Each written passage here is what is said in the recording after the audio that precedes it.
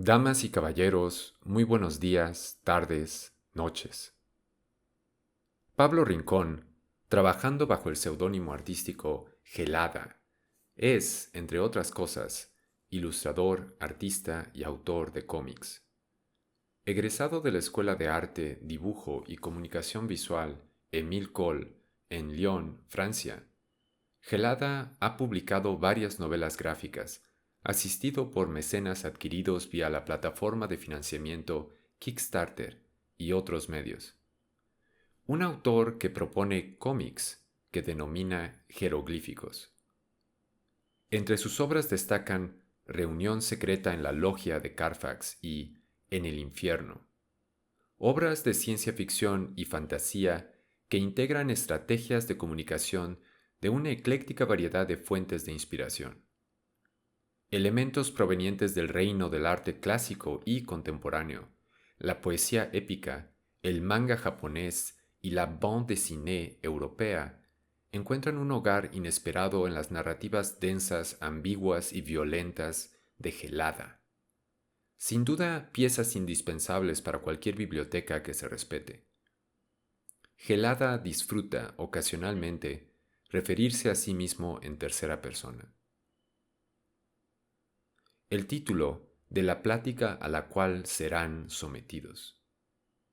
De Frankenstein a Shin Godzilla, cuerpos, promesas y prometeos postmodernos. Antes que nada, una advertencia. Discutiré ideas que son fuertes, atemorizantes, terribles y muy probablemente incompatibles con aquellas que los presentes usan para dar sentido a sus vidas. Creo que notarán rápidamente que soy un artista y no un antropólogo. Les pido tomen en cuenta eso al evaluar mi plática. Sin más, comienzo. Como creador y consumidor de arte, siento una atracción particular por los monstruos.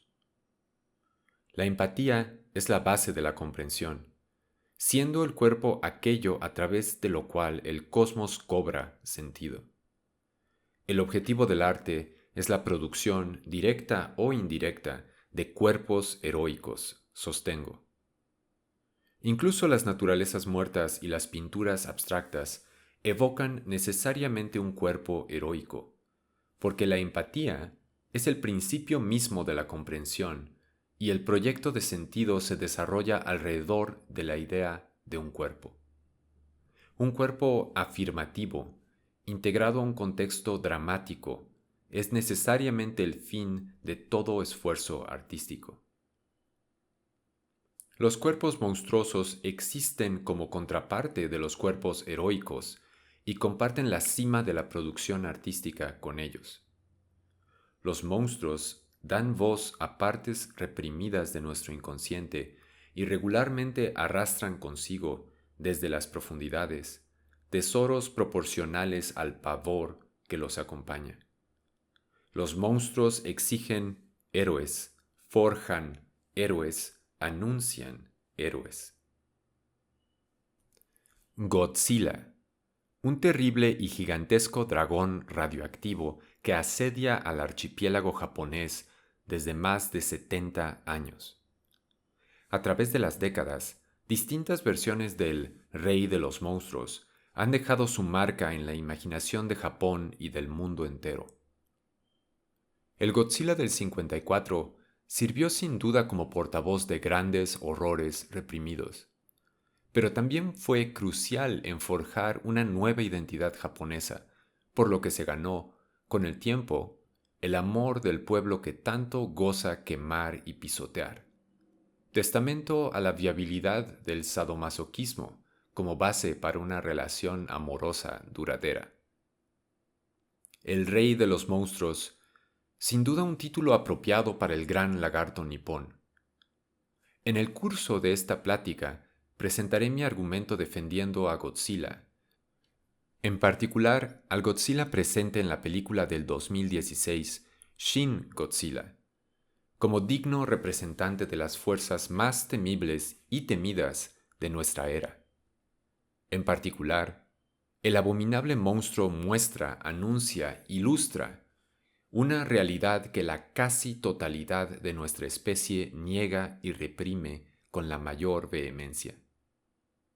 La humanidad entera parece al unísono negar aquello que yace detrás de Shin Godzilla.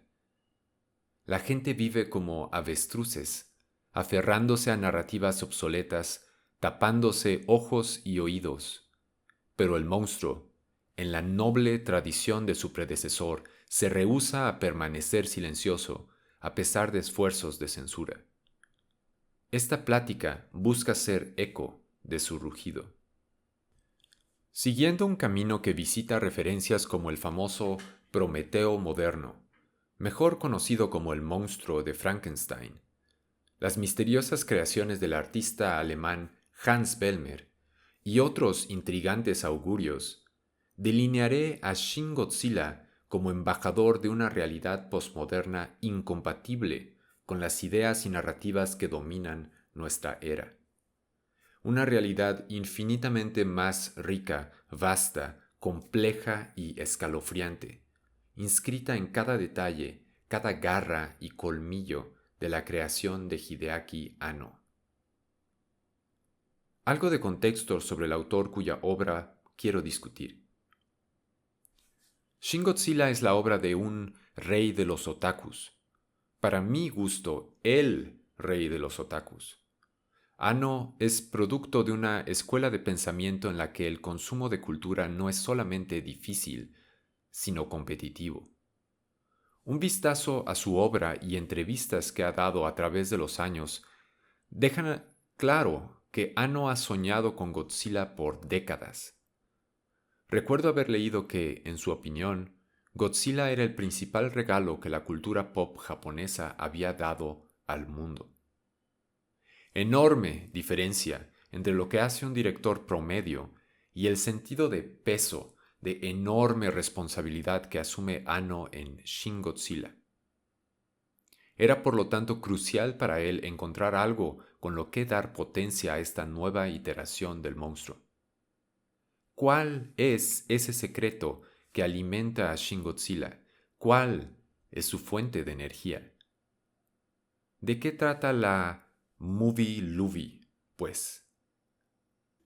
El poderoso sismo del 2011 y subsecuente tsunami, la catástrofe nuclear en Fukushima que ocasionó, el concepto de daño genético sumado al de apocalíptico desastre geológico. ¡Qué terrible combinación! Como si el cosmos mismo buscara destruir la vida humana sobre el archipiélago. Es increíble pensar que esta realidad no hace más que ocultar algo todavía más terrible, latente detrás de ella. Shin Godzilla significa, entre otras cosas, Dios Godzilla. Bueno, esto es muy apropiado, porque el poder detrás del rugido del monstruo proviene de una idea que expresaré de forma sencilla y técnica a continuación. La complejidad emana necesariamente de la simplicidad. Esta simple e incontrovertible fórmula suena tal vez inofensiva, pero sepan que también puede ser expresada de una forma mucho más dramática. El filósofo Friedrich Nietzsche es famoso hoy en día por haberla articulado. Ahí va. ¿Listos? Dios está muerto. La complejidad emana de la simplicidad. El mundo crece de abajo para arriba. Dios está muerto. Me refiero aquí no a los dioses de sistemas religiosos politeístas, que funcionan como fuerzas en un cosmos en eterno flujo, en eterno y creativo conflicto. Específicamente, es el Dios monoteísta, propio a las religiones abrahámicas, que ha sido revelado como matemáticamente incoherente. El Dios que juzga al conflicto como malévolo está muerto. ¿Quieren un rugido?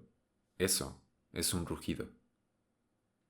En el cuerpo y las acciones del monstruo, ese mensaje está inscrito.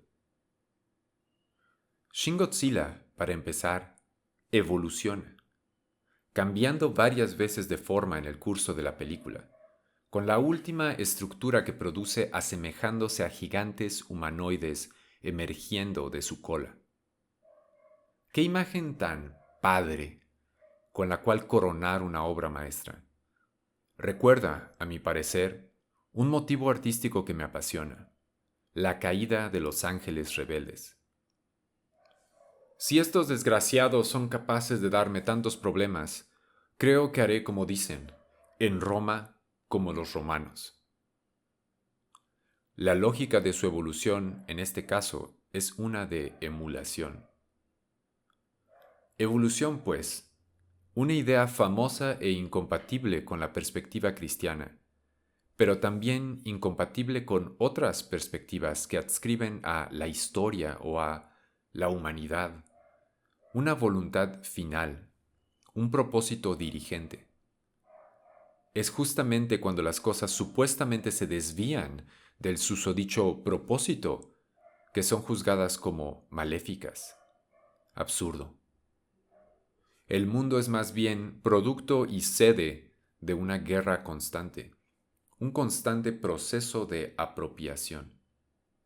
Si he de expresarme coloquialmente, la realidad es que este es un mundo en el que uno nunca sabe para quién trabaja.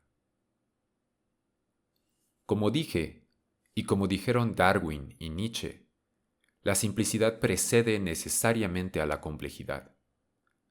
Esta es una realidad implícita en los conceptos mismos que carga consigo también la idea de que un universo producto de un creador superior sería uno definido exclusivamente por la decadencia.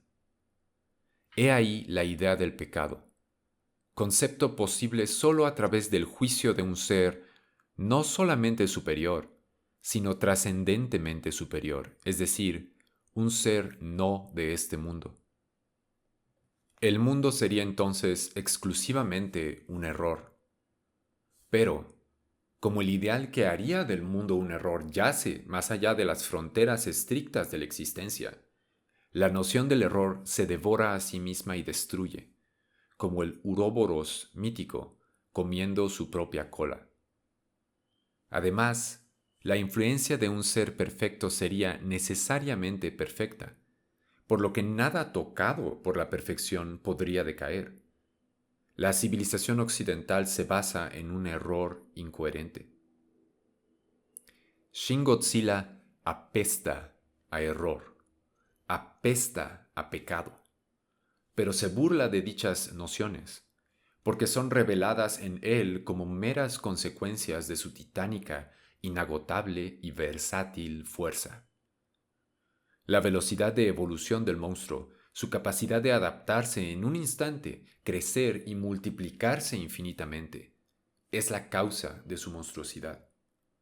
Y es también lo que le permitiría destronar y reemplazar al humano como rey del mundo, el rey de los monstruos. Como las criaturas de Lovecraft, Godzilla es un monstruo que derrota al ser humano no solo por su fuerza, sino por el principio detrás de su fuerza. Una derrota moral que invalida la cohesión filosófica del hombre, similar a cómo Fukushima fue un desastre que ataca al cuerpo por dentro y por fuera.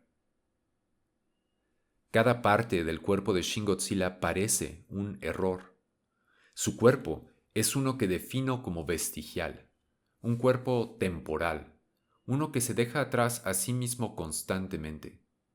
Sus manos, como las manos de un tiranosaurio rex, son patéticas e inútiles, al igual que sus dientes, ya que no come nada, sino subsiste a partir de un tipo de fusión, ingiriendo aire o agua solamente. Su cola es excesivamente larga, su torso excesivamente delgado, al grado en el que no sabe uno si leer a la criatura más bien como una serpiente o gusano al que le creció un cuerpo en una punta. Su cola, de hecho, posee varias caras cadavéricas en su punta, un falo de muerte. Su piel, que al igual que la del monstruo original, evoca la piel de víctimas del fuego nuclear, se pega al hueso emergente aquí y allá, mientras que en otras partes se aglomera en exceso en pliegues grotescos. Todo se ve fuera de lugar. Las espinas, como enormes arrecifes de coral que emergen de él, hacen que todo su lomo se vea como una herida abierta, como si estuviera lastimándose a sí mismo. Sus garras crecen no solamente al final de sus dedos, sino también alrededor de estos, de forma cancerígena, desordenada, como si tal vez fuera el monstruo a cubrirse de ellas en un futuro cercano. No exagero al decir que todas y cada una de las partes del cuerpo de Shin Godzilla ilustran monstruosamente el concepto de evolución, y el concepto también de la ausencia de un propósito final unificante. En él, como en nosotros, la única constante es el cambio, el colapso del previo sistema, sobrepasado, que genera la percepción de un error. Pero un error en la forma de triunfo, de victoria sobre lo previo, en vez de un error pecaminoso. Consideren la pecaminosa idea de la radiación nuclear cancerígena. ¿Existe acaso una sustancia más pecaminosa que la basura radioactiva? Ciertos tipos de radiación son capaces de alterar la información en el código genético, generando errores y liberando a la célula del yugo del proyecto general del cuerpo, incitándola a reproducirse caóticamente. Pero, cabe recordar que errores de transcripción genética han jugado un rol crucial en la evolución de la vida. No estaríamos aquí de no ser por dichos errores. Permítanme entonces insistir sobre esta idea al vincular a Shin Godzilla con tres otras producciones artísticas, la de Hans Bellmer, Mary Shelley y su servidor. Todos conocen al monstruo de Frankenstein, por supuesto, pero usualmente no conocen el trabajo de Hans Bellmer y menos el de Gelada, lo que es particularmente criminal. Frankenstein y las muñecas de Hans Bellmer, que imagino fácilmente podrían enamorarse, preceden a Godzilla. Ambas obras ilustran este concepto de la muerte de Dios, el terror central latente en ambas siendo también esta famosa ausencia de alma propia al posmodernismo. Importante recordar que el cuerpo dividido de Frankenstein va de la mano con una alma dividida por Freud, que explica que internamente tampoco hay unidad. Como el resto del mundo, el alma del hombre es relativa, cambiante y producto de la interacción antagónica de fuerzas discordantes. Si bien Frankenstein sugiere la posibilidad de vivir sin un alma restrictiva, Bellmer demuestra que esto es más que posible usando la libido misma del espectador, ya que sus muñecas son eróticas. Sus muñecas efectivamente significan, efectivamente viven, efectivamente excitan. Son, en cierto sentido, monstruos de Frankenstein que prueban que tienen un pulso, el pulso y la pulsión del espectador. Comunican la idea de que la mano no fue creada para cumplir las funciones que cumple ahora. La mano humana ha sido el campo de batalla en el cual una larga procesión de distintas ideas han prevalecido, por lo que su forma y función han estado en constante cambio, constante resignificación. Las muñecas de Bellmer ilustran esta noción porque demuestran que el cuerpo, liberado de cualquier ideal predefinido de orden, sigue siendo capaz, como dije, de significar y excitar. Brazos en vez de piernas, piernas en vez de un torso. He aquí el deleite en la sensación de posibilidad. Les comparto esta cita de Bellmer que ha persistido en mi memoria.